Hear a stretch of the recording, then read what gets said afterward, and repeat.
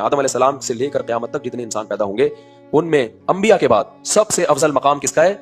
حضرت ابو بکر۔ یہ جب یہ کمپیریزن کرانا شروع کرتے ہیں نا، فلانے کا پہلا نمبر، فلانے کا چوتھا نمبر، فلانے کا تیسرا، یہ آپ نمبرنگ ضرور لگائیں، اہل بیت کو سائڈ پہ کریں۔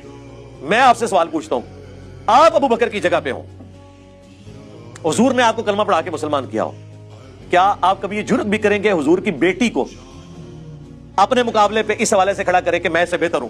کانوں کو ہاتھ لگائیں گے آپ کہیں گے یار اس کے باپ نے مجھے مسلمان کیا، ٹھیک ہے، یہ جنتی عورتوں کی سردار، حضور کی بچی، اور یہاں تک حضور کہہ رہے ہیں کہ فاطمہ میرے جگر کا ٹکڑا ہے، جس نے اسے تکلیف دی اس نے مجھے تکلیف دی۔ اتنی باتیں سننے کے بعد آپ فاطمہ کے ساتھ اپنے مرتبے کو کمپیریزن کریں گے؟ آپ بے شک کرتے رہے، حضرت ابو بکر نے کبھی جرت نہیں کی کہ میں فاطمہ سے بہتر ہوں، میں علی سے بہتر ہوں، میں خدیجہ سے بہتر ہوں۔ ان کے دماغوں میں یہ فطور ہوتے ہی نہیں تھے۔ وہ تو اہل بیت رسول کو رسول اللہ کے قرب اور اللہ کے قرب کا ذریعہ سمجھتے تھے۔ وہ تو چوزن پیپل آف گاڈ ہیں اہل بیت رسول۔